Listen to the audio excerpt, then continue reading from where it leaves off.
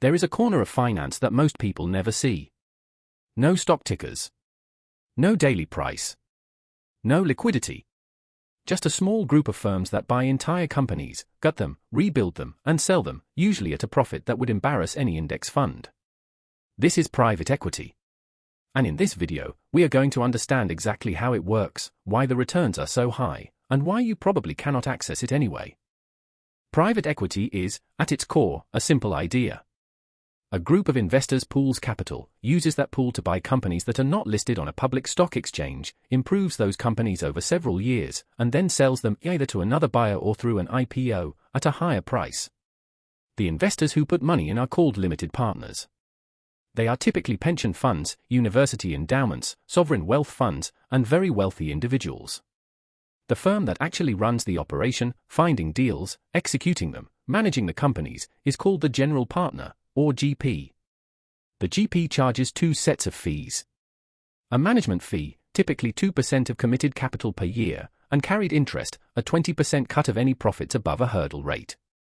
This is the famous 2 and 20 structure. It is the business model that has made private equity one of the most lucrative industries on the planet. Private equity funds have a defined life cycle. They are not open-ended like a mutual fund. When a GP decides to raise a new fund, they go out to their limited partners, and sometimes new ones, and ask for capital commitments. This fundraising period typically lasts 1 to 2 years. Once the fund closes, the clock starts ticking. The GP has roughly 5 years to deploy that capital, to find companies, negotiate deals, and invest. This is called the investment period. Then comes the value creation period, where the GP works with portfolio companies to improve operations, grow revenues, and reduce costs. Finally, after typically 8 to 10 years from fund close, the fund enters its harvest phase, selling companies and returning capital to limited partners. The entire fund lifespan is usually around 10 to 12 years, though extensions are common. During this whole period, your money is locked up. You cannot simply ask for it back. That illiquidity is not a bug. As we will see, it is arguably a feature. The leveraged buyout is the signature deal structure of private equity, and it is worth understanding in detail, because it explains both the returns and the risks. Here is how it works. A PE firm identifies a target company. Let us say it is worth £1 billion. The PE firm does not put up £1 billion of equity. Instead, they put up perhaps 300 million of their own capital and borrow the remaining 700 million from banks and bond markets. This borrowed money sits on the balance sheet of the acquired company, not the PE fund. The company is now loaded with debt, but it must service the debt using its own cash flows. The key insight is that if the company grows and the debt gets paid down over time, the equity stake, which the PE firm controls, captures most of the upside. If you buy at 1 billion, grow the company to 1.5 billion, and have paid down 400 million of debt in the process, your 300 million of equity has turned into over 900 million. That is a 3 times return on invested capital.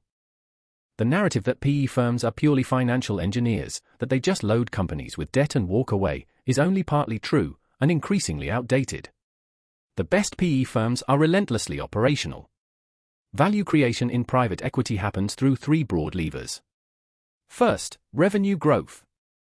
PE-backed companies often grow faster than their peers because the GP brings in specialist operating partners, makes bolt-on acquisitions, opens new markets, or reprices undervalued products.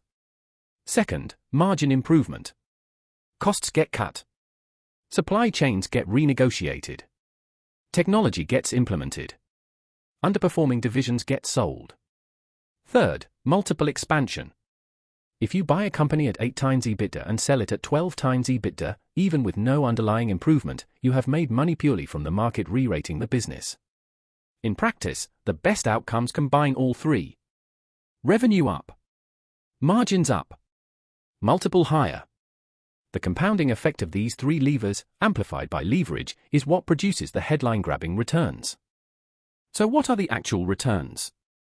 The headline figures are genuinely impressive.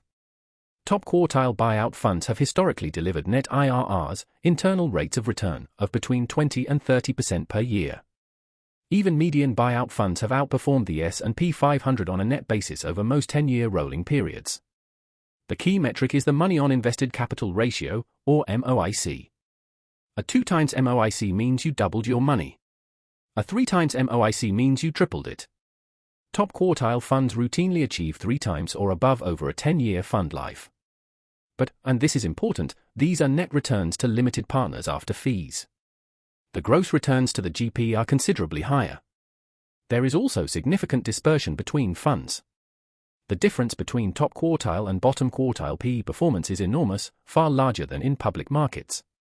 Manager selection is everything. And unlike index funds, you cannot simply buy the whole market. You need access, and access in private equity is not democratized. Private equity is not without serious risks, and anyone presenting it as a one-way bet is selling you something. The leverage that amplifies returns in good times can destroy companies in bad times. When interest rates rise sharply, as they did from 2022 to 2024, highly leveraged buyout companies face surging debt costs, falling valuations, and in some cases, restructuring or default. Illiquidity is a genuine risk. If you need capital and the fund has not exited its positions, you have no good options.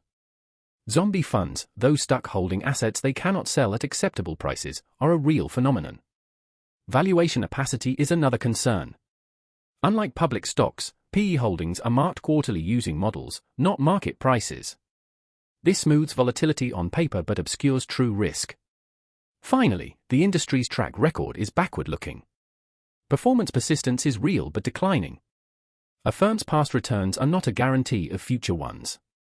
Caveat emptor, especially when the minimum ticket is £10 million. Private equity is one of the most powerful financial structures ever devised.